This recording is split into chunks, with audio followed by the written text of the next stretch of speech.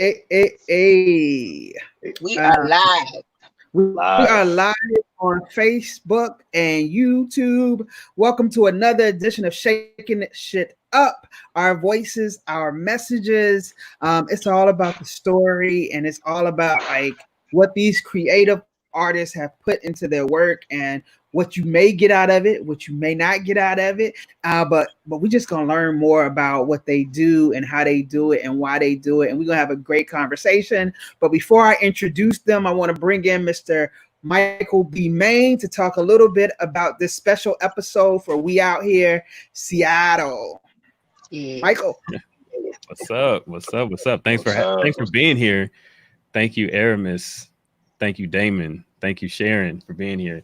I'm gonna keep this brief. Yeah, absolutely. Yeah, I'm gonna keep this brief because it's not about me. It's about y'all, and that's really what We Out Here is about. It's about a celebration of us and all of our modalities, our forms, our figures, our personalities, everything. It's as there's a lot in the world that's trying to erase us or diminish us.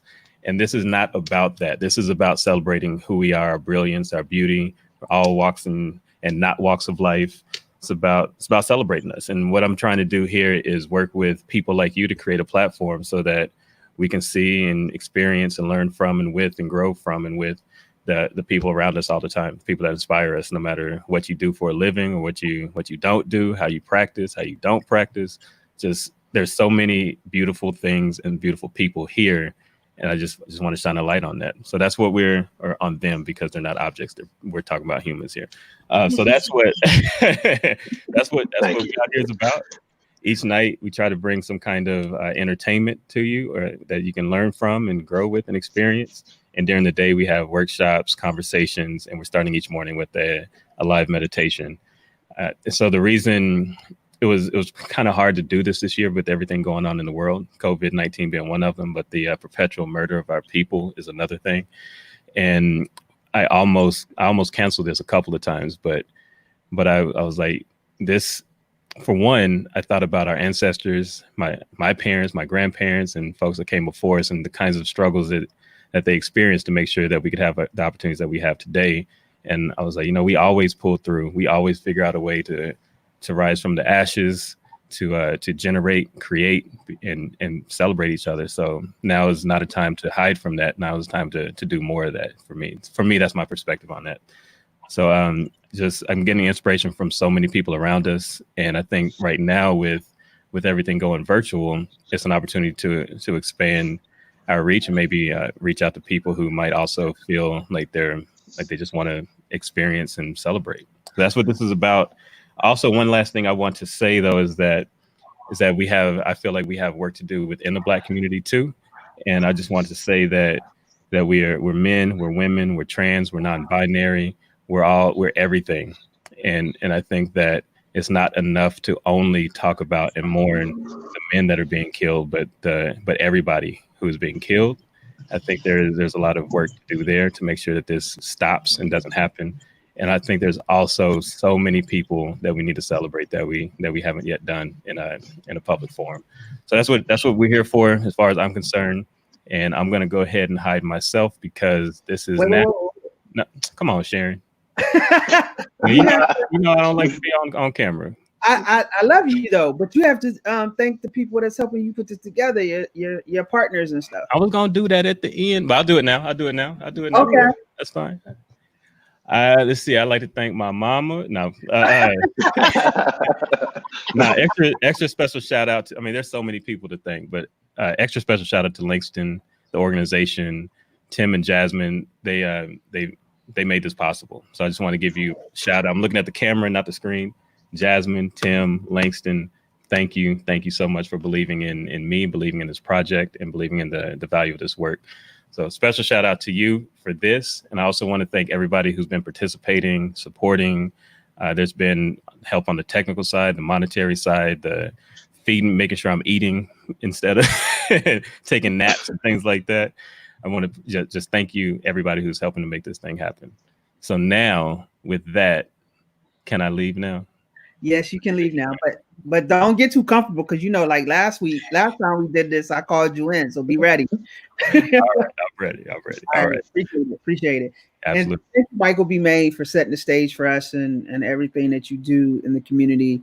And I am so excited for tonight. And we are having this event because you're like, well, how are you doing this? And you got all this stuff happening, especially being in Seattle with protesting and CHOP and things of that nature. And it's because this is what we do.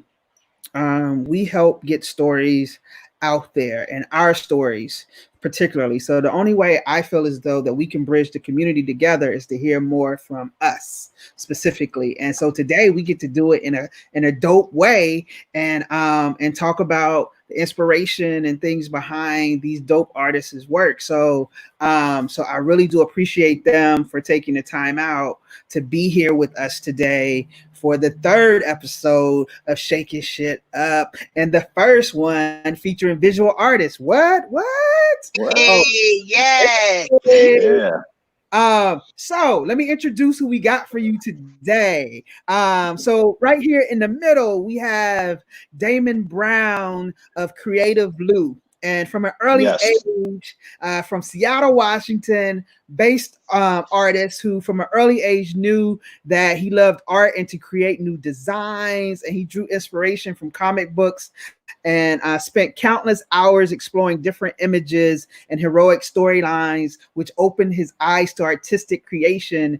As his imagination grew, he studied various art movements, illustration styles, and urban art.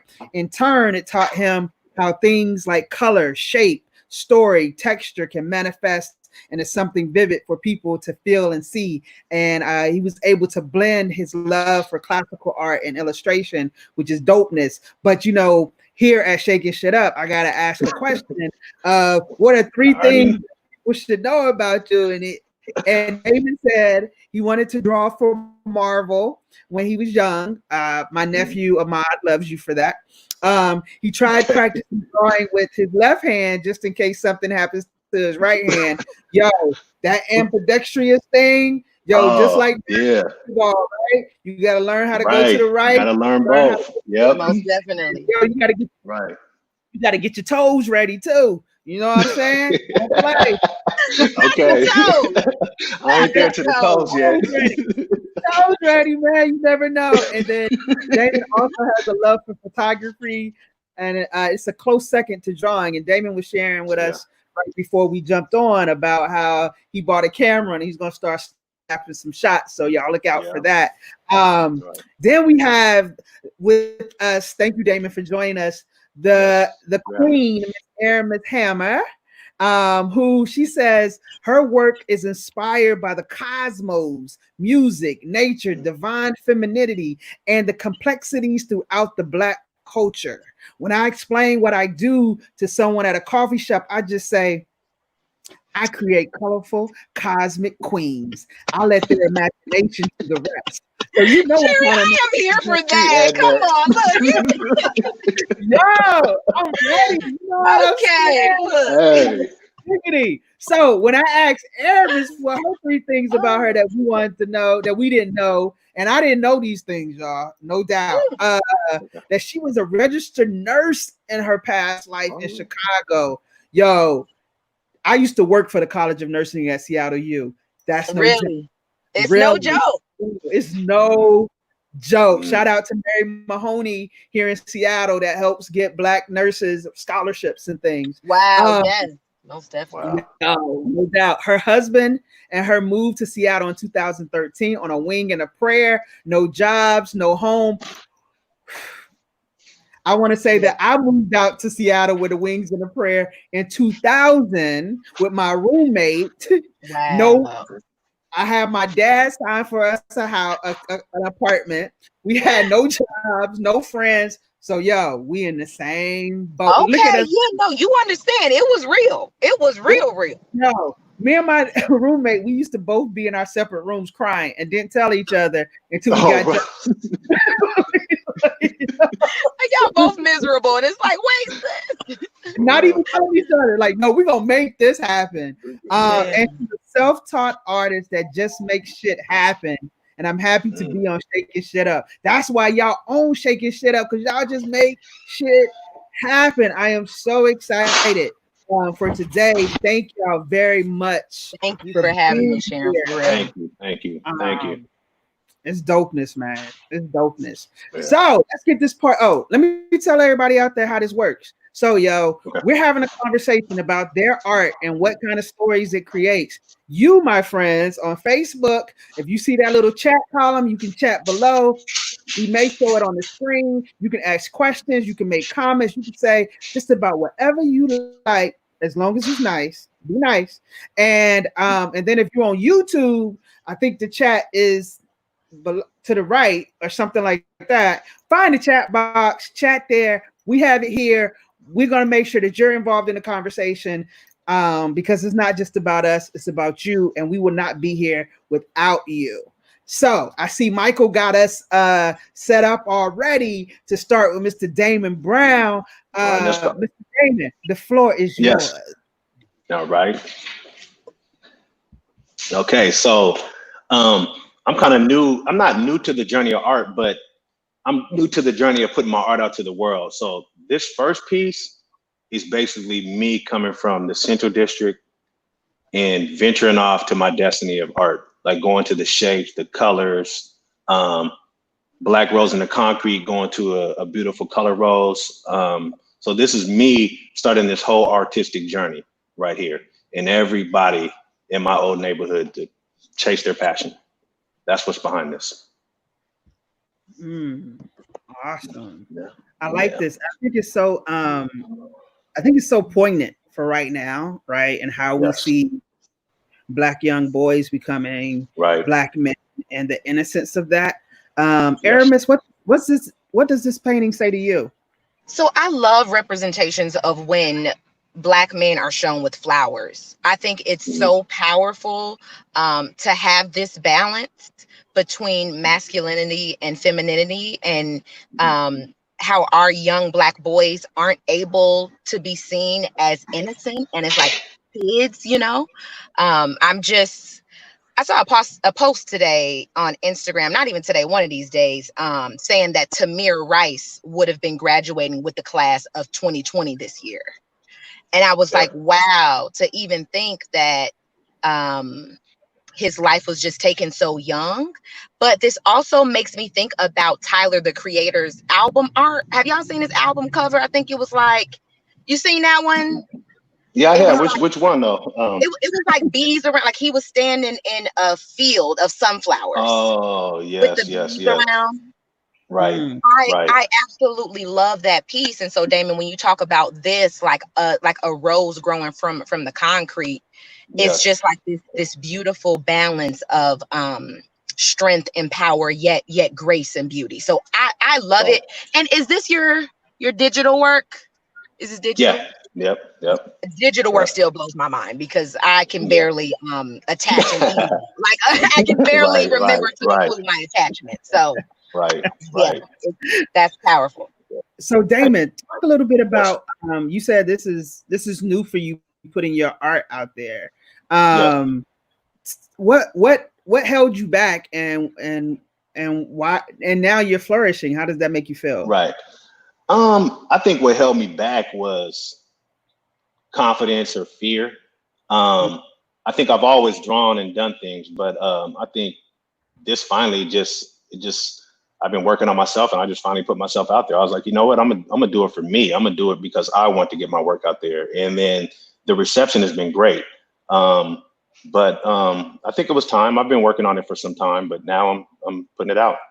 I think for about 20 some years, I was also doing like commercial art, graphic design, while working this. So I think once I switched jobs from kind of doing graphic design, I was able to put more energy into my own creative pieces. So that's where we're at now. Awesome. Appreciate it. I'm so glad you made that leap, yo.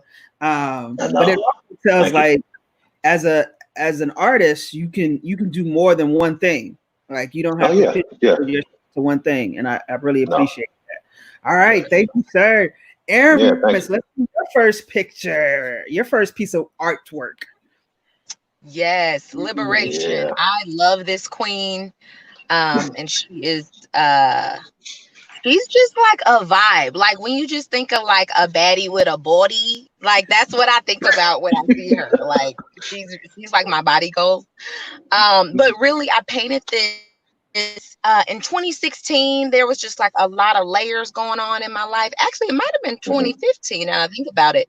And I feel like this was actually the first piece where I perfected my chains, like the way that I wanted to represent my gold chains. But it was really connected to liberation and breaking free from them, which is like really what a lot of my work is about. But specifically with her, I don't think I've ever said this before, but so the body wasn't on there for the longest. I actually displayed this piece at a show with just the wings behind there. And you probably can't see the wings now. What? Like, can you see those? Can you see like it's kind of like it's like a heart shape that looks like behind her?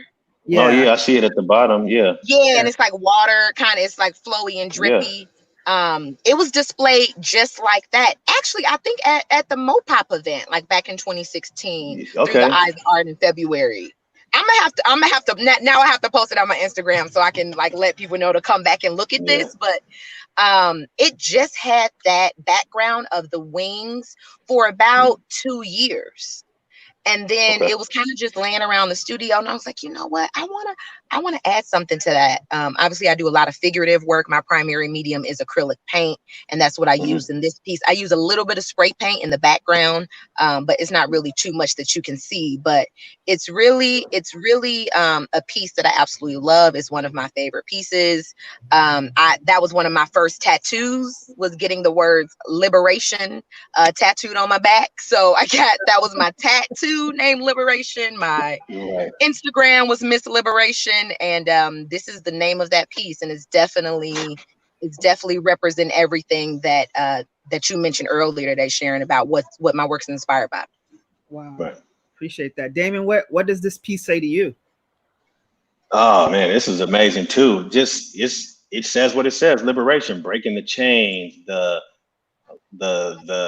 power. It feels like it's movement coming forth or going up. It's just this is moving.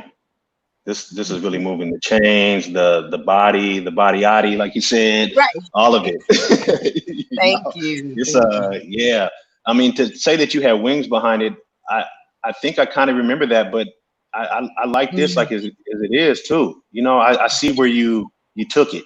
I see the shapes in the back. Are those representing other people to follow you? Is it anything to that? So it was actually so we got some blue flowers going on in the back. Oh, okay. There it is. Yeah. Okay. So I'm looking at it on my phone, so it's definitely hella small for me. But the original is 36 by 48. So she's about 4 feet wide. And and then you can really see the details in the original piece. But yeah, so we got some blue flowers behind her. Yeah. We have Kimberly asked, was a model, did you use a model for this? I did use a model for her. He is a photographer that's on Instagram. So I painted this a while ago and I tagged him in it, so you all can actually find his photography. And so he actually takes photos of different women all over the world. So I did use a reference photo for that. I mean, it was a strong, powerful, beautiful Black woman. So I had a reference for her, which really helps, you know, when it comes down to realism. Yeah. Yeah. Thanks for asking. I think what thanks, Kim. Kim is my cousin out of North Carolina. She's dope. I think this painting just gives me strength as a woman. And I think you can interchange anybody in that body to give them strength and liberation as well. And I love the play on the colors. Like you always use those rich blues and those rich colors that really pop. And I really do appreciate that. But yeah, I feel like I'm gonna look in the mirror tonight and be like, yeah. Oh. Right. Right. You know what's funny? After I painted this piece, I hired a trainer.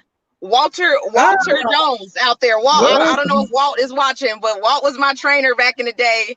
Helped your girl get snatched. So shout out to him. But yeah, it was crazy. Like I painted that piece and I was like, I'm gonna need to make that body in real life. So yeah, I just wanted to give him some love for that. Shout out to Walt, huh? And Danielle Alexis says this is empowering and breathtaking.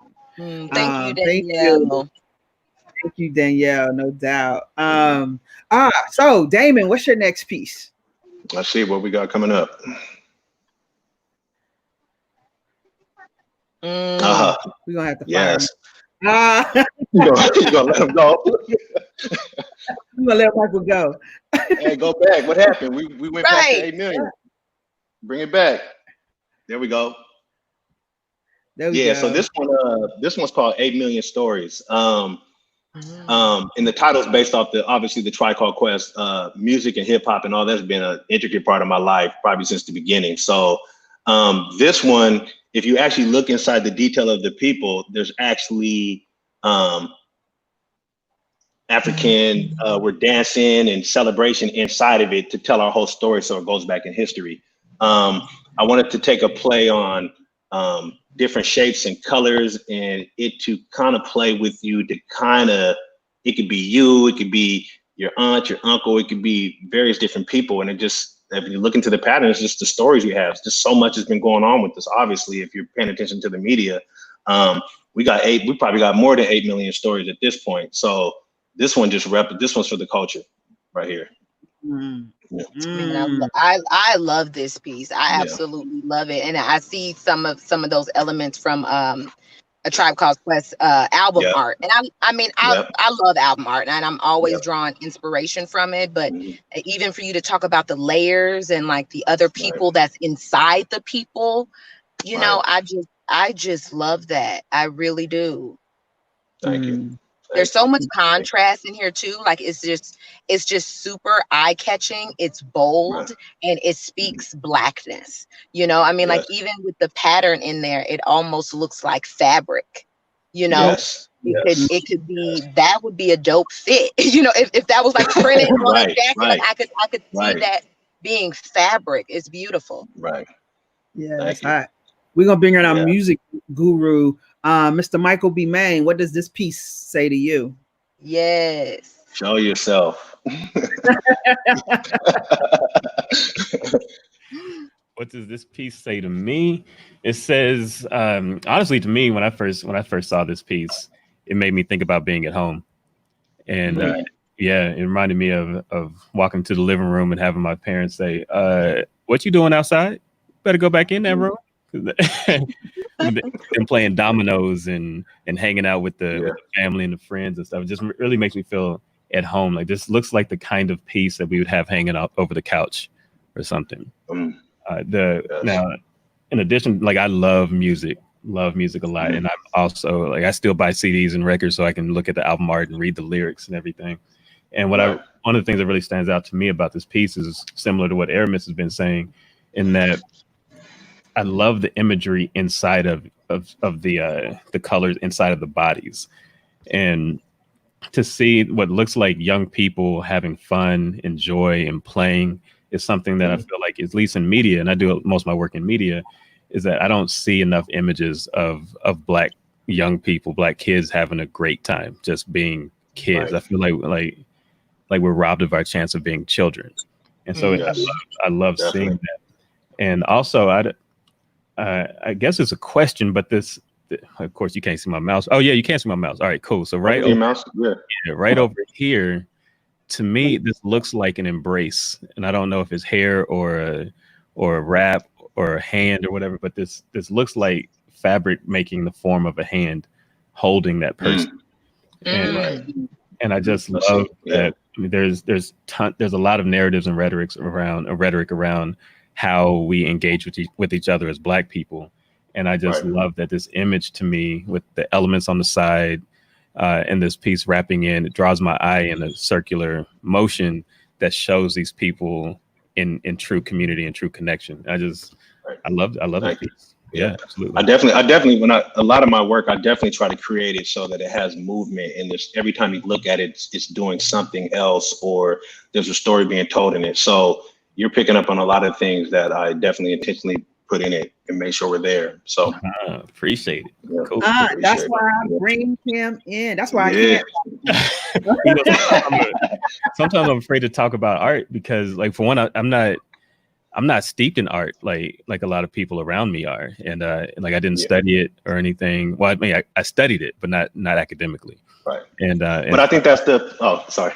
No, you're fine. Just a lot of times I feel like I lack the language to really articulate what it is that's drawing me to a piece. And so for me, this is it's a cool exercise. Just be like, what is it specifically for real that I really like about this thing? Right.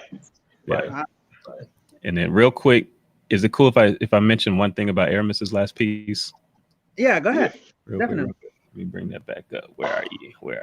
Here Look, I don't like to be on camera, but I don't like to be on camera. StreamYard doesn't let me share the voice without sharing the video feed. So until y'all fix that StreamYard, this is what you get. Shout out to StreamYard. This piece here, there's a lot of things I like about it, but the thing that to me that stands out the most is that throughout most of the way media, like especially film and images, we tend to portray women as parts of a body.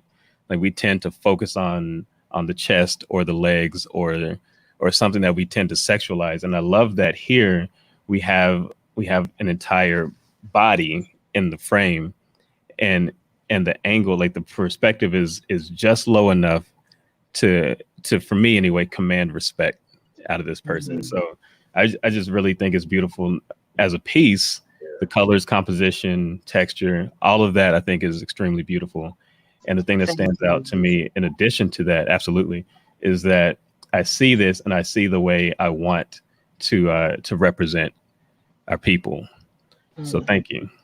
Thank you. That means so much. Thank you, Michael. Absolutely. All right, I'm hiding now. Okay. But you will be back. Just want to say about this particular piece, Aramis piece, that Chris Sumption said, I love an image of liberation that includes beauty and sexuality. And then if we go to Damon's piece that was just up, Kimberly said, I love your colors.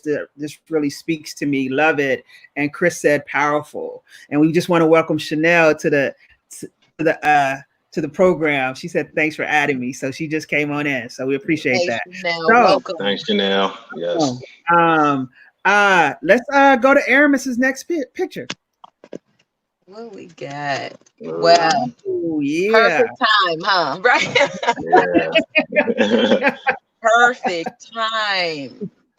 Man, you know what's crazy? It's like, you know, when you listen to old school songs and they be singing about the same stuff that's relevant today, you just be thinking like, And what was interesting, like around that time when I painted that piece, there's just so many relevant things that's happening today. This piece is called Secure Your Mask. I painted this in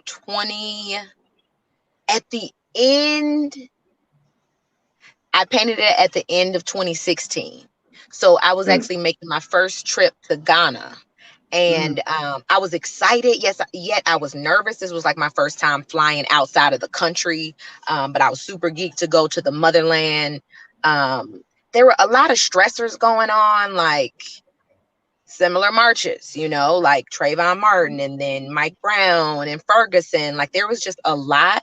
And you might not be able to see it here, but she has earbuds in. She has like some gold, kind of like AirPods, but it's actually a string that's coming down. So it's really kind of reference to when you're on the airplane and over the intercom, they say, put your mask on first before helping others or small children. So it's like, if you can't help yourself, you can't help anyone else. So this piece was definitely a reminder of self-care for me. Because I was just going through a lot mentally, emotionally. I was super nervous about flying internationally. And actually, I remember that's when that plane had crashed with that whole soccer team. Do y'all remember that? And like, kind of. Colombia or something. I think like a plane had crashed and it killed like the whole soccer team. And I was like, oh my God, like I'm about to go take like a 18-hour flight across the ocean, you know? So I was just feeling some type of way, but I saw this image and I was like, you know what? You have to paint this, you know? And like usually an idea comes to me either in a dream or through a song or through an interaction with somebody. Really it's just unpredictable, but this one was intentional. Like it was literally like a message to I feel like every painting I make is kind of like a message to myself, you know, but this was a message to yourself. And it was like, take up the demons within your range.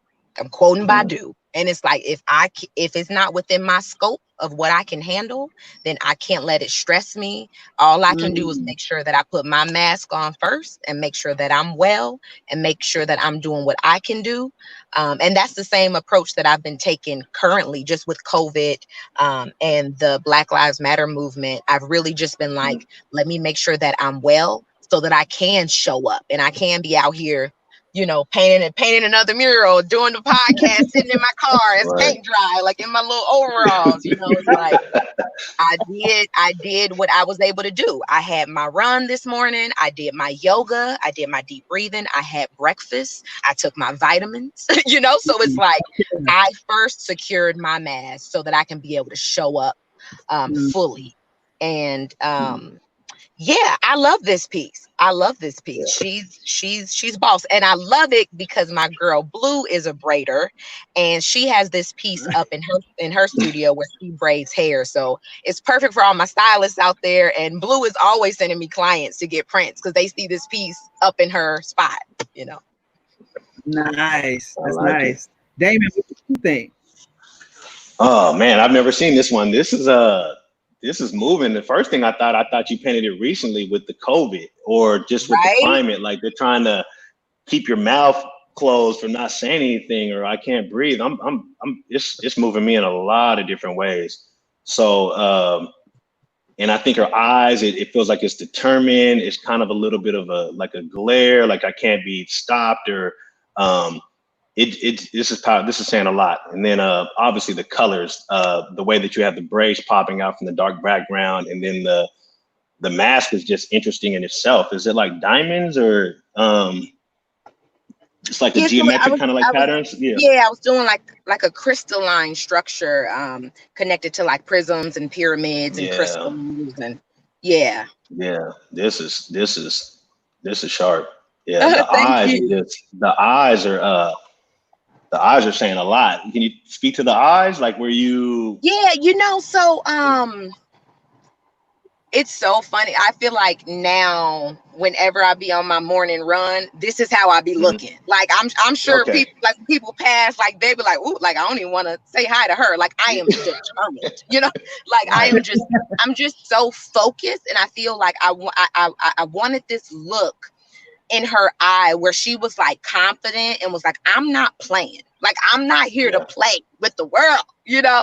Right. So, yeah, I'm glad that comes off. You captured that. Yeah, you captured that. Yeah, and it's almost like it could also be, if you think of COVID or the Black Lives Matter that's going on and can't breathe, it is almost like she's kind of welling up a little bit too, but it's, this is moving me. Yeah. Wow. Thank you. Thank you so much. You're welcome. Yeah. Michael just got a text that says that that Aramis picture makes me think of an angel taking off. She's rising, so you don't see her head. Oh, that was in Celebration. Okay. Wow. Yeah. Thank you for sharing. And then Miss Greta just said, beautiful. The interpretation of secure your mask says so much. And I, you know, for me, I think this should be like they should reach out to you to use this as a public service announcement, right? Wow. Who's thinking that there's something wrong with securing your mask and wearing your mask, but look at the beauty that can also come out of taking care of yourself. Look at the beauty of what it means and the power that you can have, and not just thinking about yourself, but thinking about others. And just the golden type hair of I'm a queen and I'm doing it. And you need to do it for you. But when I first saw this, I thought it was like not known, like way before COVID. And I was just like, is it holding me? Is it that we as Black women, they always try to hold us back and try to keep us down and keep us from saying what we need to say. So basically they're telling us to push through. Push through. So I really do appreciate the multiple messages. And I think that's what I love about art too, is that most definitely. It has so many messages and it reads to everyone in a different way. And that's the beauty of it. And so for what Michael was saying earlier, it doesn't matter if you're not an art person. If you go to a museum, you know what you like and you know what you see. And that's what it is. So I think a lot of us put up a wall where there doesn't have to be one in it and enjoying art. Because exactly. I'm self-taught, I don't know the words either, but I know what feels good to me and what feels right. If a piece calls to me, then I buy it, or shout out, so it's just like, I feel like that's a whole nother rant for a whole nother day about like the fine art community and how it's like this thing, like we can't trust our own intuition, about what we like. We have to be told what's cool, or we have to have the right fine art terminology around it. And that's what I'm so excited about. I feel like there's truly like an art renaissance that's taking place, especially with Black people. We're starting to realize like we don't need all this fancy stuff. Like let's represent ourselves. Let's create what just resonates with us. And even if it don't look like whoever, Van Gogh or Picasso, whatever, this is us. We're truly like redefining what art looks like. I'm just happy to be alive during this time. Like it's crazy. I'm right. Yeah. I had issues with that when I was in art school. I was like, just somebody telling me that I needed to push things and it needed to be this, and I'm like, well, this is what's coming from my heart. I went back and forth with art instructors over it, and I had a hard time interpreting other people's art when they weren't there. I was like, I don't know if I want to take that. He's not here to tell me that's what he meant. So you're on to something. Yeah, just create. Do what comes out of your heart. Just create. Just create. Definitely. Sandra Berkeley says her gaze seems to be not straight ahead. So for me, it seems like she's looking beyond in strength and confidence. Whether that's beyond the immediate circumstance or beyond what anyone says. Very powerful. Thank you, Sandra. I appreciate that. That's dope. Damon, what's next? Yes. Let's see what we got. We shaking some shit up right here, y'all. Okay, let's shake it up. Okay. Hey, so this one taps in. This one right here is called Thin Gold Chain. And I call it Thin Gold Chain because I was a Jordan fan growing up. And I liked Jordan when he had the thin gold chain. I wanted the thin gold chain growing up. So this one was just showcasing Jordan shoes and just what they mean to the community, what they meant to me growing up. And then the other side of it is just sometimes I have issues with just how these kind of things are things we strive for. I think we need to go beyond just shoes and tennis shoes and things like that. So it's a dual message for me. I'm giving honor to Jordan, but at the same time, they mean a lot to us. They mean a lot to the community. And sometimes I wish it just went beyond that. Nice. So, yeah. Michael, I know you a shoe guy, so I'm just going to go. I know. Before I forgot I put these in there. I wasn't even gonna put these in there. No, that's perfect. I mean, with one dance, with the last dance and all that, yeah. That was wow. I feel like the timing of that is perfect. Perfect, yeah. And like what was I don't even remember what episode it was with Jordan, but they were trying to come at him for not speaking up enough about politics. Yes. Like remember that mayor, and they was like.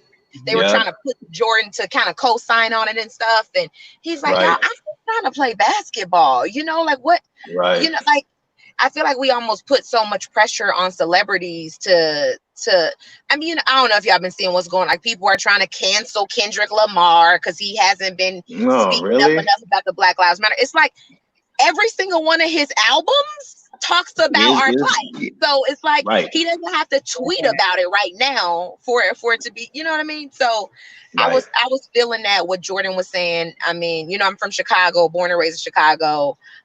We love us some Jordan. And what's so funny is, like, my mom was telling me how there's been like a rebirth of Jordan love from the Last Dance documentary coming out and stuff. So the Jordan. I mean, when I was growing up, this was the shoe. I mean, this if you had the Jordans, I mean, you were doing big things when I was growing up. It was the thing. So we put a lot on it. For some reason, they're a status symbol for a lot of different reasons, good and bad. You know, so that's what's up. Michael, I see you over smiling. You might as well come on and talk about these shoes. Come on and talk about the best shoe ever.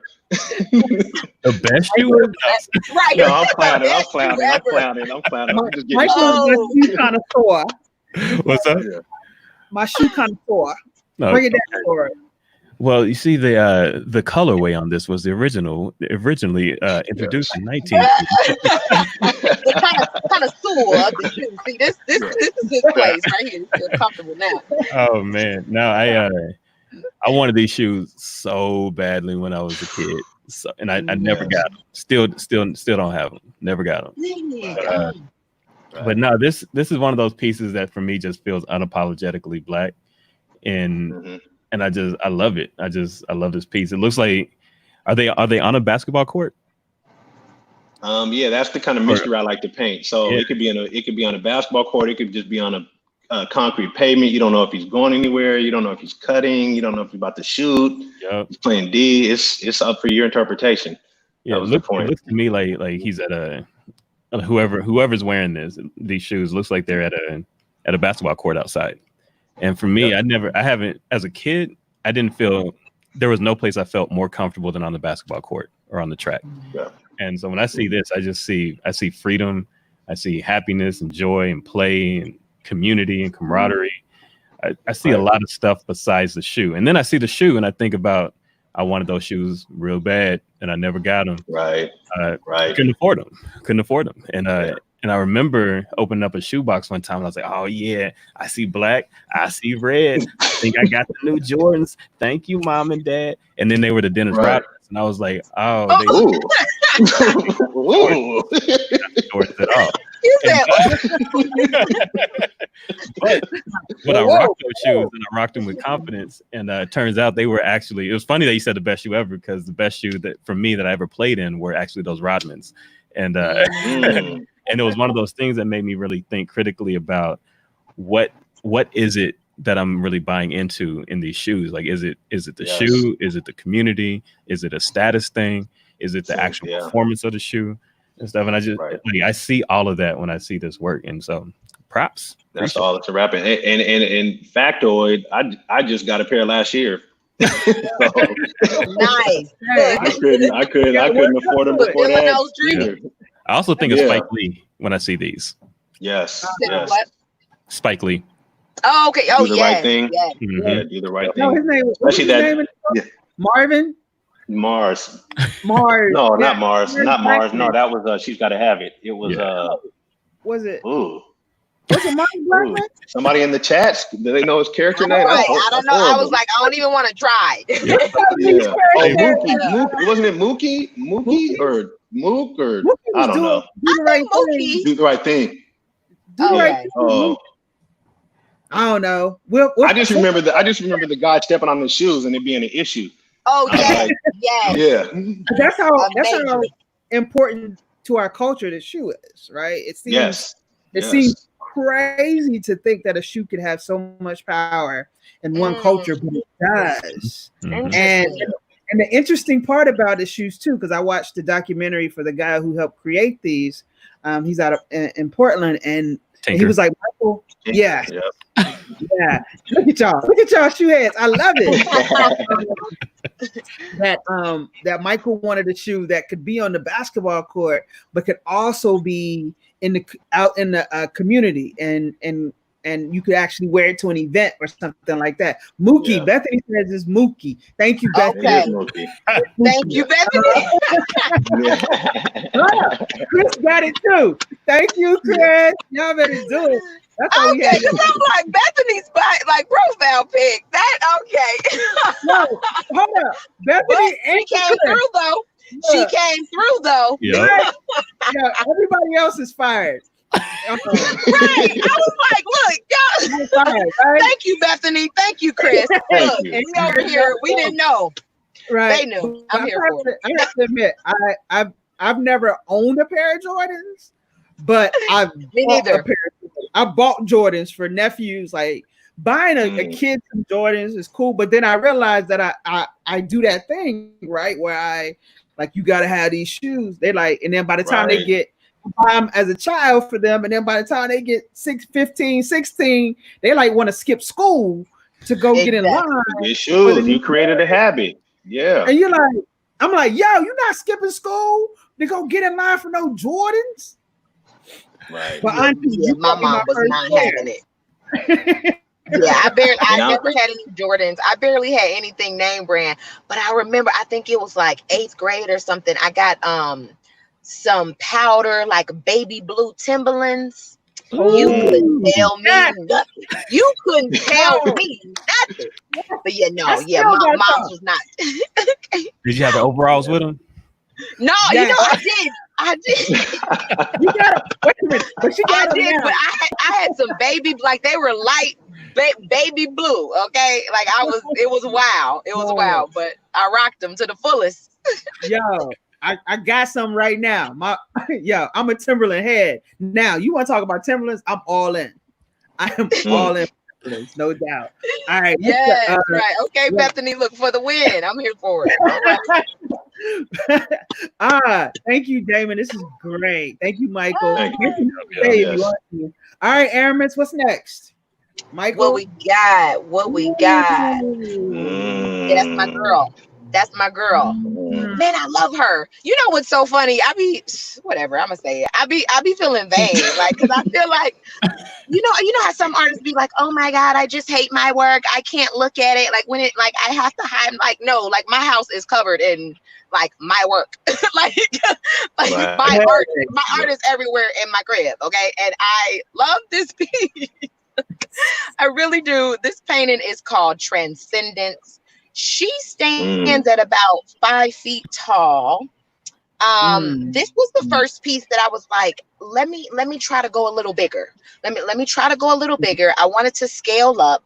I wanted to get more of the body. So just speaking like compositionally now, I wanted to get more of the body. Like some of my older works, you kind of like Secure Your Mask. I was kind of just doing like bust and up, just the face here.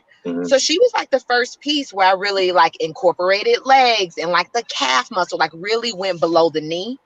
But I needed her to be that way because I really wanted to send a message. And the message for her was like, transcend above this existence. Because at the end of the day, for me, I feel that we are all spirit beings having a human experience.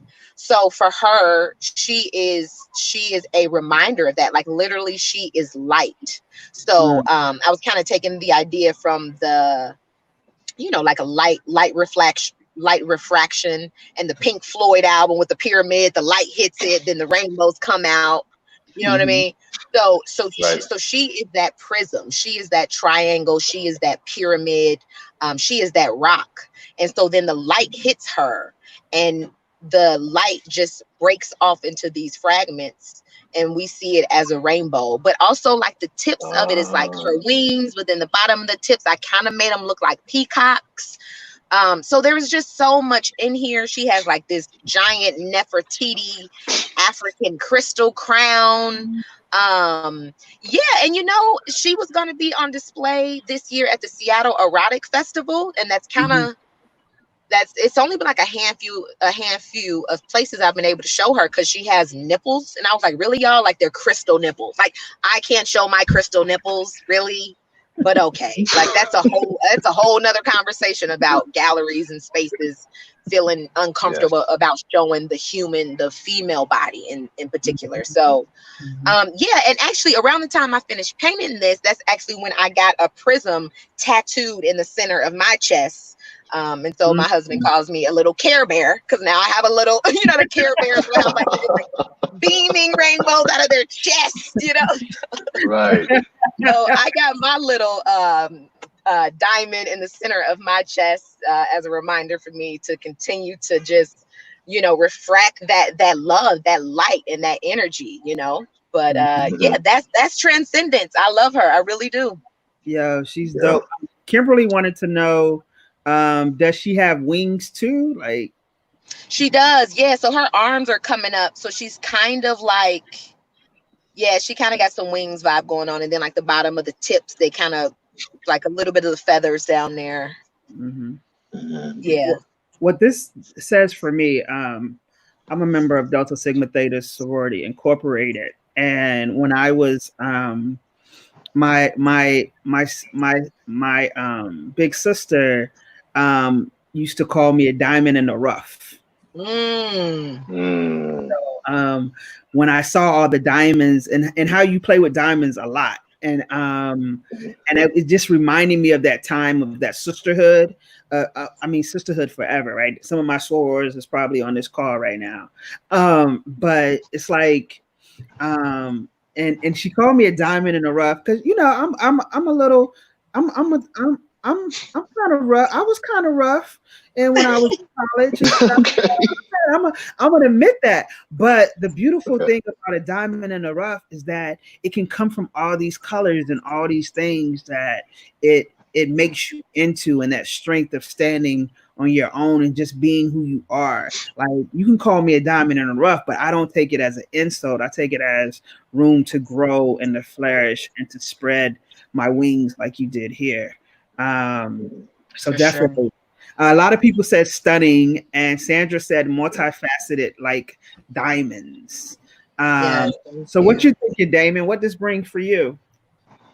I mean, until I heard the title, I thought it kind of was wings. What I took from it was kind of like this queen was coming through and just spreading love and just taking people with them as they move, just all of it, the whole everybody. It just. But when you said that it was actually like the light was shining through, like she was a prism, it just, now my brain goes in a whole different direction. It's just, well, wings for sure too, like both, So like when the light hits her, so you see there's like the feathers on the tip of those colors, like that green and that blue is some feathers. So yeah, definitely wings is how she's spreading out her arm.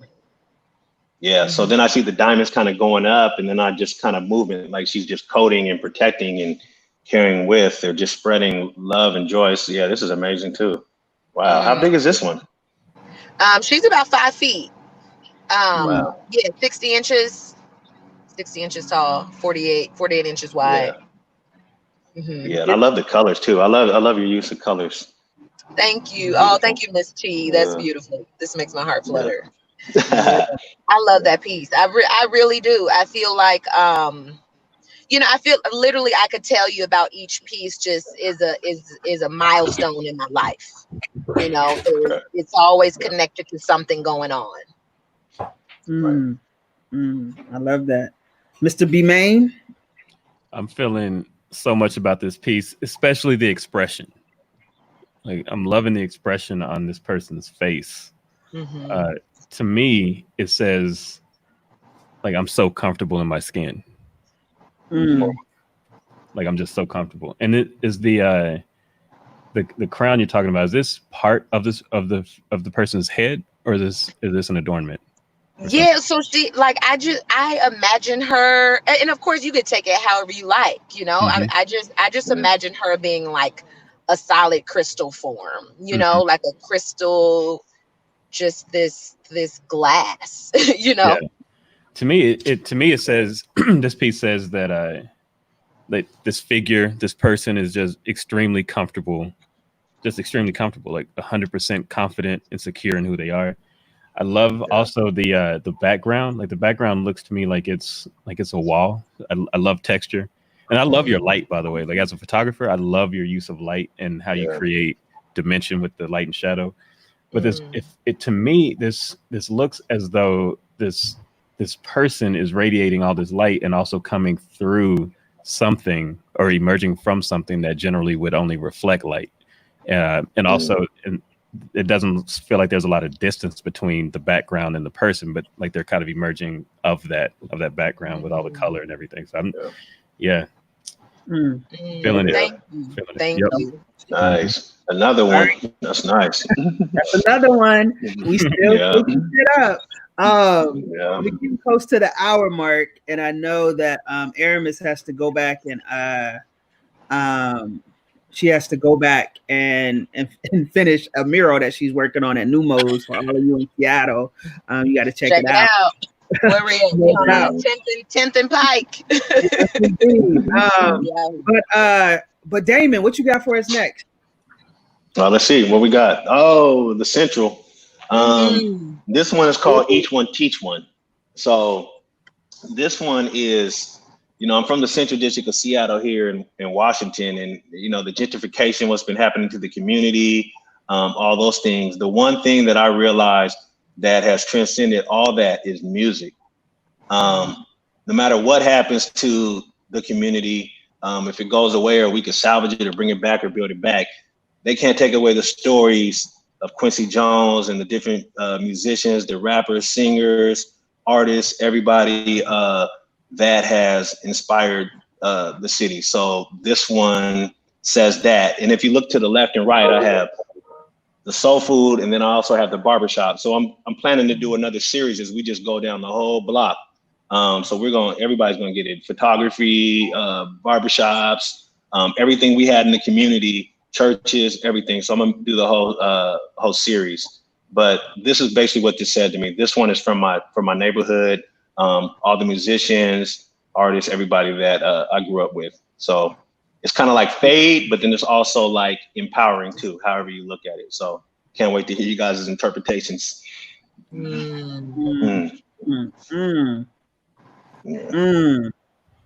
know, like my heart. It makes me think of the scene in the movie when it's pitch black, it's all dark, and you have that one single standing like convenience store or gas station that's just like holding down the space, and it's like the only light that you see for miles. And I feel like with that, there's a lot of symbolism. There's definitely a lot of symbolism connected to what's taking place in the CD, and it's powerful. And just, even from all four of us, like all four of our love for music, I definitely see how music in this piece and in real life, how music centralizes and holds down the CD. It's just like in the midst of all the change, you got this beacon of light, Yo, Damon, for those that aren't in Seattle watching this, tell them about the Central District. Oh, wow. I could speak to my little state there. I don't want to say the years, but it was predominantly where they had us. It was the old Red Line district. It spanned from, I don't know, Aloha all the way to McClellan or something. So it's where predominantly we all lived. It was an African-American community. We had Asians and all people, but it was our community. I grew up with musicians in my family, cousins, we still have musicians. So it is a neighborhood that now has been definitely gentrified and taken over. I don't even know what to say. It hurts, but this was the piece for that. This is from my neighborhood right here. Wow. Yeah. And Michael, I know you used to be a DJ at one point. Are you a DJ? He used to be. Michael had like 100 jobs, yo. He's really like 200 years old. Okay, I got 6 jobs. I don't get that. Right. Yeah, you're like Kevin Gates. I love it. So what does this say to you, Michael? Man, it's like, what doesn't it say? The first thing that jumps out to me is I appreciate they use a Technics turntable. Looks like a 1200. Love it.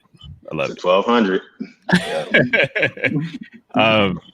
That turntable is the turntable that like brought hip hop into the mainstream with Grandmaster Flash. So I appreciate seeing that.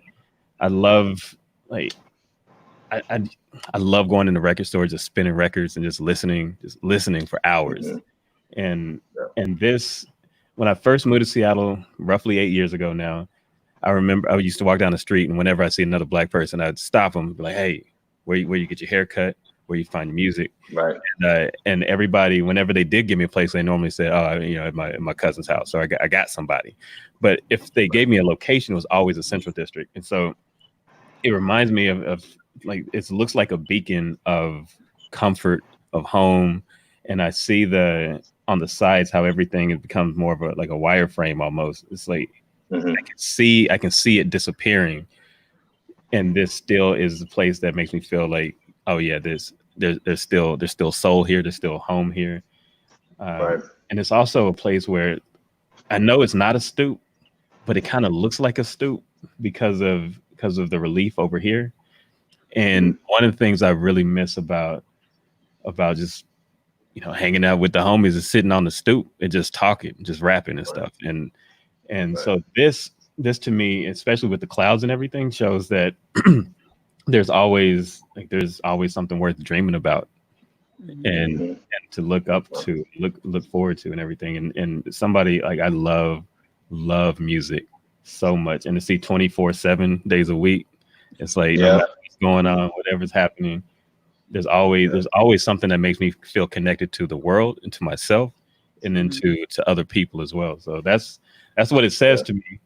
I love that it also said we buy records. I'm like, yeah, I still want to buy records. Don't go. Yeah.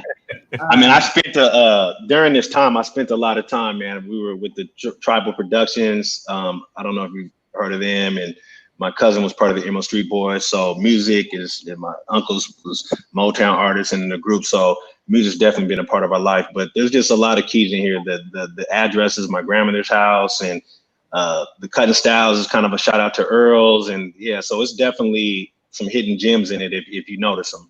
That's the first place I got my hair cut here. Yeah. The beautiful part about this is that it's probably a whole bunch of people on this call and people around the world that this image speaks to their neighborhood. I can see this in Fayetteville, North Carolina, where I'm from. I can see this here in the Central District, where I feel most comfortable in the Central District than any other place in Seattle. And it speaks to how, for me, it speaks to how music always gets us through no matter what we're doing, right? Yes. So when we're down, we turn to music. When we're up, we turn to music. When we ready to just be silly, we turn to music. And I just love that. And I love that when I first moved to Seattle 20 years ago, the first person I found to do my hair was in the Central District. You know what I'm saying? So, find those things. And I just want to give a shout out to Langston, and you can go to the website, Langston Seattle, to find out more. They've been doing a series called 206 The Breaks. And I think they have one coming up either this Saturday or next Saturday that actually plays the music of Seattle. So that's very timely for me. So how many more images do we have? A lot? Yeah.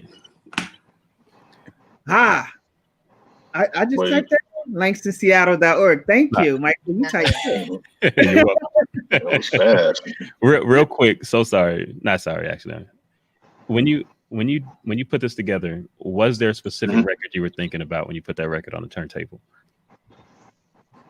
Oh, I wish I could say there was, but no. Okay. Cool. Yeah. Fair. I wish I could. Yeah, I can't. I think the 1200 technique says a lot. I mean, there's so many impactful albums that have been on my life. I wouldn't even be able to pick one album like that. I'll be honest with you. For real. Yeah. So let's do that, yo. What's your starting with Aramis? What's your favorite album? Ooh. You know what? That's tough. But literally, the minute you said that, an album came to mind, and it's Badu's New America Part 2, Return of the Young. Nah. But that's just because like we just bought like the actual vinyl of it, and the album art is ridiculous in it. So that one just came off really quick, but that's hard. You know, I love so much music, but yeah, I'm gonna have to go with that one. That's the first one that came to my mind. That's what's up. What about you, Damon? Oh man, favorite album. Well, I'll say this. I'll tell a different story because it's hard. I mean, I got hip hop albums all the way down to soul and jazz, but I'll tell you this story. When I was young, my mom, I think, had an Al Jarreau album that she had stacked up against her all the record collections. And on the back of that, I used to go through all the album covers, the Minnie Ripertons, the Clark Sisters, all these different album covers she had around the house of artists. And on the back of this Al Jarreau album, it used to scare me because it was a picture of him playing a trumpet, but you could see through his stoop window out the back, there was this weird figure in the back that was like creeping through the window. So it used to scare me, but that was my only story. But I'd say a favorite album, honestly, probably Tribal Music Do the Math for me. And that's a Seattle group that was started by my cousin and a whole bunch of us. And that was the first album, not the first album, but that was one of the major albums that we put out that got some fanfare. So that was where I flourished my creativity and all other kind of things with this group. So definitely look them up, Tribal Productions, and definitely look up the Emerald Street Boys too. So that was inspiring for all this. Yo, definitely. Michael B. Main, what's yours? Sharon Ivory Williams, what's yours? How you gonna put it on me? I'm gonna say the Miseducation of Lauryn Hill. And I say that album because that's the first album where I went out and you could stand in line before midnight to get the album. So I was out on the street in line waiting to get that album. And then I got it and I was driving back to Delaware State from North Carolina. And I totally missed my exit in Virginia because I was like, yeah. Oh, yeah. It was everything to me. So, yeah. So what's yours, Michael's? Because Kimberly says that hers is Beat It and Thriller for how they introduce music videos. Yeah. All right, Kimberly. All right. Those are strong. Yep. I want to say Marvin Gaye's What's Going On because that was my favorite album for a very long time. But I think if I'm real, today my favorite album is probably, this is so tough. I love so many albums. It would probably be Jill Scott Heron, The Revolution Will Not Be Televised. That was one of the first albums I bought and just lied on the floor with headphones on and just looked up at the ceiling, closed my eyes, and just listened to it all the way through multiple times. Of course, I had to get up and flip the record over, but that was the album that got me to do that for the first time. No doubt. Aramis, I know you got to get back to painting. You want to share one more piece of work with us? Sure. Yeah. Like in this reel, do I have more that I gave you all? Mm-hmm. Yeah. Okay. Yeah. I just wanted to check it. I had a friend out here helping me out, so I just wanted to check on them. But yeah, I'm good. They're just taking a break. Cool. Okay. Yeah, I can do one more, and then I'll probably have to wrap up just so I can. Okay. I kind of get out here before it gets dark. In that case, I will ask you: is there any particular piece you want to show, or do you want me to pick? How you want to do this? I'll let you pick. To tell you the truth, I kind of can't remember what I did. So I think I'll just let you handle that. Okay, I'm gonna rotate through three real quick so people can see them, and then I'll land on one. Is that cool? Yeah, that sounds great. All right. Here's the first one. Boom. Yeah, I love her. Mm-hmm. Yeah, you do. Yeah, you do. Yeah. Man, so good, especially with the beat. We can talk about all these. All right. And then the one to land on. So much. Man, Yeah, that's so much there. That's it. Yeah. Okay, so you saying you want me to pick between those? Sure. Or I think I'll talk about Synchronicity. So that's the one with the bees, the second one. Cool. With the two silhouettes. So I love that piece because when I created it, it was really like a representation of the ink block tests that they do in psychology. You know, it'll be like an ink block, and then like the therapist asks you, "What do you see?" You know, and it's usually like this symmetry. You know, you'll see like a butterfly, or you'll see a skull, or like pretty much whatever your mind sees. So I feel like this piece, it's always fun when people see it because it kind of slowly evolves in front of their eyes. So it's a fun experience for me. So for her, it's like you got two faces there. You know, I'm a Gemini, so I'm the twin. So we got the twins in there. My mom is an Aries, so she's a Ram. So I feel like the bees is forming like an Aries Ram. But then you got the bees in there. I mean, and then, you know, bees is connected to so much: sisterhood, queens, honey, sweetness, the hive, community, nature, Mother Earth. Like if the bees die, Einstein said in 4 years we'll be dead too. So the bees are super important. This piece was actually a part of like a bee series that I did, and some bee organizations. We did like a fundraiser around it to raise money for nature and beekeepers to keep our bees alive. And I specifically chose her because I also want to promote that I'm having a show at Bellevue Art Museum, thanks to Tarika Waters and her gallery Martyr Sauce. It's going to be a whole lineup of us. So the show is opening November 6th. And I'm going to do some pieces. Oh my God, my battery's low. Okay, just realized that. I'm just going to make it quick, y'all. But I'm going to do some pieces connected to bees, but it's really related to the Roy Ayers song, Everybody Loves the Sunshine. Dun, dun, dun, dun, dun, dun. So bees and things and flowers is what I'm going to be painting for this series, but it's connected to, you know, through old school music, bees, Mother Earth, divine femininity, and all the things. Yeah.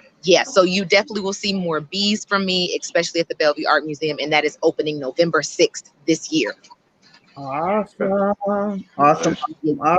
Can't wait. Yes.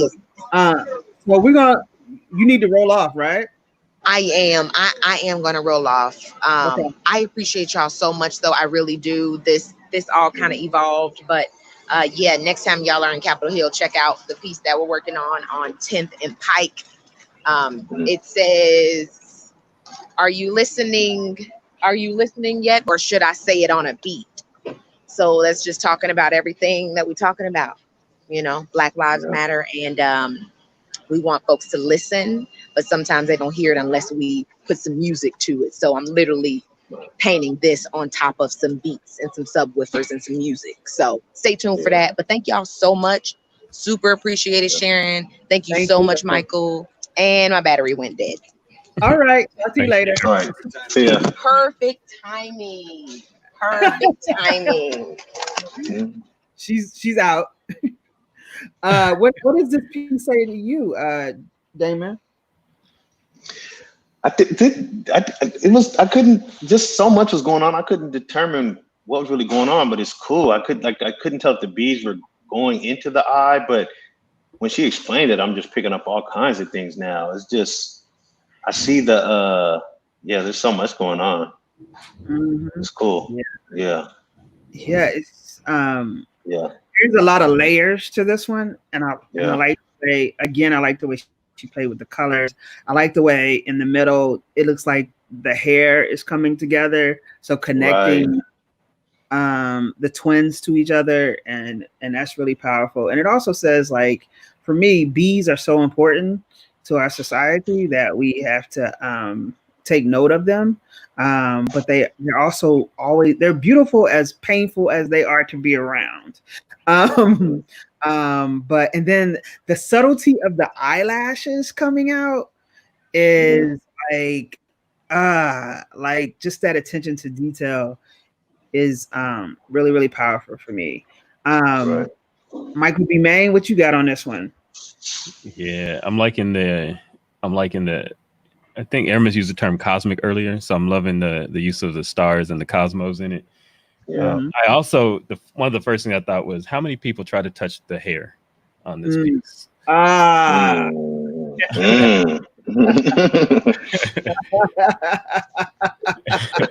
Like, I feel like this could be a good PSA piece. Like, no. Yeah. Don't do it. Don't do it. Oh, Aramis is back. Okay, hold on. She came back. You coming back? Yo, You back? my phone died. I just didn't want to leave like that. Okay, I just wanted to, like, it literally just cut out. So, yeah, I'm on my tablet. Look, we got multiple devices out here trying to make it work. But yeah, I just wanted to say thank all of y'all. Thank you. Thank you so much. Thank you. We'll put up your information so people can follow, buy your art, and all that good stuff, and help support you. Thank you for what you're doing for the community. Mm-hmm. Thank you so much. I sincerely appreciate it. Okay, y'all have a good night. We'll talk soon. All right. Okay. Bye-bye. Bye-bye. And so, Sandra was like, Sandra Bradley says, thank you for this conversation with explanations and interpretations. And like Sharon says, all the layers, not just in this bees painting, but in all the pieces, all the layers of meaning. Thank you. Thank you, Sandra. Thank you. So let's get to let's see some of the last work of Damon and see what Damon wants to end with. All right. How do you want to do this, Damon? Let's see what we got. I mean, can I just tell you to stop? Sure. Or just okay. Yeah. Or you can just tell them to back up, rewind. Yep. Yeah. I'm here. I'm here for you, Damon. What you need. All right. What's the next one? What's the next one? What's the next one? Ooh, okay. All right, let's go back. You guys choose. We still got two more if you want to see them. Yeah, I want to see the last two. Come on. We talked about records. Okay. All right. What's the next one? Yo. There should be one more, right? Is it this one? Did I already show you okay, that? we're good. Okay. Yeah, wait, did. wait, Whatever one you guys want to talk about. Oh, yeah. Oh, yes, that one. And there's this one. And man, okay, Mr. Prolific. All right, that's it. That's the last one. Okay. Let's do one of the first three, or you guys choose.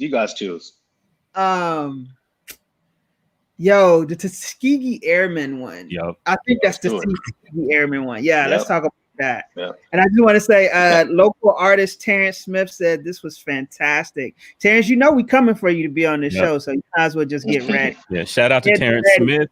I don't know if you can see. Hold on, I'm actually gonna grab something real quick. Okay. But he's dope, and you need to meet Damon. Do you know Terrence Smith yet? I don't know if we met. I don't want to say we haven't because I only can see like a little picture, but that's Terrence Smith. Oh, okay. Right there. Thank you, Terrence. Yeah, I actually bought that for Michael when I met Terrence at a show. No doubt. So tell us about this one, Damon. Okay, well, I'll start. My grandfather was original Tuskegee Airmen, so we'll start there. This was a piece that I've been wanting to create for some time, and I finally got around to it like 10 plus years later. So the plane in the back is actually the plane that my grandfather flew. It had my grandmother's name on it, Laverna across the front. So this one is called Monumental Tales. And it's a shout out to preserve the history of Tuskegee Airmen. So I don't know if a lot of people know the history. If you don't, you should definitely look it up. But this one, I wanted to make it heroic for what they did for us. So basically at the bottom, you see the shadows, and that represents just the different shades of us as being African-Americans in the military, and you know the whole story, but it also kind of looks like a flag, but it's also the shadow as he's moving to go fight in the war and participate. So that's what this is. So it's like you're behind, it's almost like I painted it like you're behind him, walking with him to the plains. You're part of it. So, yeah. Wow. Mr. Manny. I really don't know what to say about it. I think that I really don't know what to say about it. I like the piece. I think it's important. This is one of those stories that I feel is so often overlooked in Black history. And and I just I mean, I could break it down on like I like the composition. I can see the brush strokes. But now like I see the ability to fly in this painting, in this piece. And I feel like so often, and I don't want to go down the whole like get too dark too fast, except for that I love dark because I'm Black and I love Blackness. But it feels to me like so often Black people, especially Black men, are demonized and seen as antithetical to America or safety or whatever the case is. And there's something about seeing us come together to literally offer our lives for everybody here that I think needs to be recognized and appreciated. So besides all that, when I just look at the piece, I see a person that's not afraid to follow their dreams, do what they feel like they need to do for the country, for the world. And and it also got some swag. Like I see, I don't know if maybe this person's carrying something heavy, but I see a little bit of swag in the step too. And that's something that's consistent throughout a lot of your pieces. Like when I look at your pieces, I don't just see a static image. Like I actually see motion happening in it. Yes. Like I see the power coming from the punch and everything. And so I love how you have. I just love how you use the medium to communicate stories and not just concepts, but like whole stories in them. So that's all I have to say about it. I mean, just as all your other work, I think you do fabulous work. Thank you. And Hassan said, Damon Brown, love the heroic image of this joint. We often don't get to see our Black airmen as heroes. Thank you. Mm-hmm. Thank you, Hassan. I think what draws me to this picture is the history of Tuskegee Airmen, but it also it hits my core because of what our Black men and women did that served, just not Tuskegee Airmen, but in the military or what have you, and the importance of all that. And at times when we weren't getting any respect as a people, and we're still not getting all the respect as a people, right? We're in the middle of a revolutionary moment in time, and the sad part is this image shows us that we're still climbing, right? We're still climbing, but it also shows us that we can climb, right? Like we can be above the clouds. And I like the way that the plane is like he already looks like he's flying and he hasn't even reached the plane yet. And the cloud like right there with you is just amazing for me. And those little touch of red, which is my favorite color. Yes. Just making sure that you see them. And I think this tells other generations to see them. Hassan also says, I so enjoyed this conversation, Sharon, Michael, Aramis, Damon. We need more of this, looking at Black art in this way, along with hearing from Black artists. So needed, so valued. Thank you, Hassan. That is exactly why I created Shakin Shit Up. Our voices, our messages. Please, Damon, you have last words? I don't. I appreciate it. I definitely appreciate it. It's wonderful to hear you guys' interpretation of it, because you're picking up on so many things that I want to be picked up in my art. Some of the more simplistic things, like you said, I want to make sure that I have movement in it. I always study just try to how to make things simplistic, but get movement in it. I want to preserve classic African-American stories and art and iconic photography. I want that to last forever. So when you look at the Muhammad Ali, that was definitely, and you can actually bring the Muhammad Ali up if you want. We might as well just go through a couple. This when I first saw this picture when I was young, I think I saw it in Time Life or whatever. It was so powerful, the angle that they took the shot at. I felt the pain of being on the ground and knocked out, but then I also saw the power of the punch in the heroic image. So I want this picture to last. So I put my own twist to it to keep these going through with the new generation, so that they know and these images don't get lost and these stories don't get lost. So I definitely you'll see more of these types of pieces. So again, I just want to say thanks for having me and give me the platform. Thanks for everybody that's tuning in, and this is only the beginning for me. Ms. T said, I can't wait to share your empowering work with my MER students. So you'll be hearing from Ms. T. And then Hassan also said, yes, getting the respect for our thoughts, creativity, our genius, our introspective view, the swag of our use of color to the intelligence of our use of compositions. Yes, shake it all up. This has been such a wonderful episode.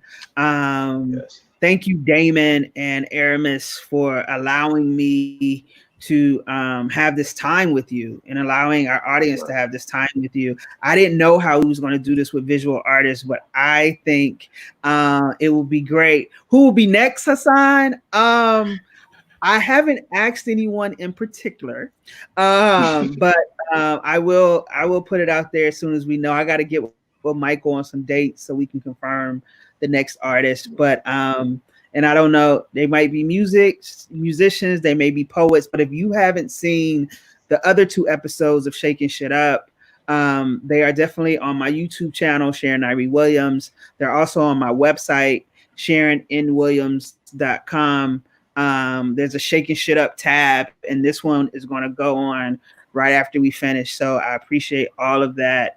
And Damon, man, just I just want to encourage you and Michael as Black men in the world, and just keep doing what you're doing. Like, there's nothing extra needed from you. You are doing exactly what we need for our community, and I appreciate that. Thank you.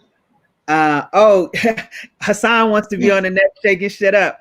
All right, Hassan, we'll reach out. Oh, Hassan's dope. Hassan's dope. I didn't know who. Okay, yeah, that's my guy. Yeah. Also, my cousin Kim her husband wants to know about buying pieces and following the artist. Yes. So, Kimberly and everyone, you can go to creativeblue.com, and Damon will be willing to sell you anything that's on there. And or also Aramis at her website, aohammer.com. I also put the information in the YouTube and the Facebook description of today's show, so that information is also there. Michael B. Main, what's up next for We Out Here Seattle? Well, you can start with an 8 o'clock yoga session with Marva Benjamin. Tomorrow we also have, it's been a long week. Let me see. Tomorrow we have, we have some good stuff coming up. We have Aviana Rodriguez Brown is doing a solo piece that's airing tomorrow at 5, and then the African American Writers Alliance is also doing a reading and a conversation at 6. Also, the Northwest African American Museum is doing quite a bit of stuff. So shout out to NAM, and please feel free to check out their website at naamnw.org. Yeah. And then on Saturday, again, we have an 8 o'clock yoga session with Marva. And let's see. And the Mahogany Project is showing 6 different theater productions. Shout out to Marianne and the team over there for putting together 6 plays, wrote, produced, and edited, and is already airing 6 full plays, like 6 plays. They're works in progress. They're seeking feedback, so you can check out their work right now at weouthereseattle.com. There's also additional resources on the website for things like, if you're looking for things to do, if you need to figure out something, like if you're looking for books to read, There's some curated book lists from Black authors, and they range from, it's not all about the struggle. We have stuff on science fiction, cookbooks, wellness, Black Lives Matter, all different types of things, lesser known authors, LGBTQI plus authors. There's also a bunch of films that you can stream for free as well. So all the resources available for free. You can access them if you're looking for something to do with yourself, with family, friends. There's a lot of stuff you can do there. I think that pretty much wraps it up. But yeah, and also I just want to say, I say I wrapped up. I'm just gonna stop saying that. I just also want to say the celebration and the excellence and the intelligence, the beauty, the work of Black people does not start, nor does it begin with We Out Here. There's so many other organizations and people doing wonderful things in the community, wonderful things solo. So please don't think that if you're checking out We Out Here, that your work stops. There's plenty more to access, see, experience, and appreciate. With that, I do want to say thank you again to Damon. It's so cool to see you and meet you, at least virtually. Yeah. I've been a fan of you and your work for a while, but it's good to connect with you in this way. Yes, Sharon, thank you. Sharon Nyree Williams, you're one of the most supportive people I know. Thank you for being you. I love you. You are super dope. Thank you for doing what you're doing. And I just love watching you always. Like, you create platforms and then you lift those platforms. So thank you. Again, shout out to Langston. Yeah, I'm not gonna let you just take over. I got the mic. Shout out to Langston. Northwest African American Museum. I know I'm going to forget somebody, so I apologize in advance. There's African American Writers Alliance, the Mahogany Project. There are plenty of individuals who have helped to make this thing happen. And just thank you. And that's it from me. Appreciate you. Thank you, Lauren. Guys. Thank you, Damon. And We Out Here, please go to their website because they have all the videos up from the performances that have already taken place, so you can catch up. And I just want to say thank y'all for letting us know that you like Shakin Shit Up. And we'll be doing it. And Hassan, we will definitely be in touch. Lauren and Monty, who did a great job last night on her program. What was it called? Untitled, a quarantine playlist, I believe. So make sure you go see her. I love Lauren. It's a musical adventure. Please go see it, man. It's dope. So great. Congratulations to Lauren. Hassan, Sharon, so happy and glad this vehicle is here for us. We Out Here is important and relevant. Thank you for real. Thank you, Michael. Thank you, everyone. So we are out of this piece. Damon, don't get off. You stay here. Because we'll catch up a little bit afterwards. But thank you. Shakin Shit Up. We'll be back probably sometime next month. I'll let you know who the guests will be. But our voices, Shakin Shit Up, our voices, our messages. Peace and love. Deuces.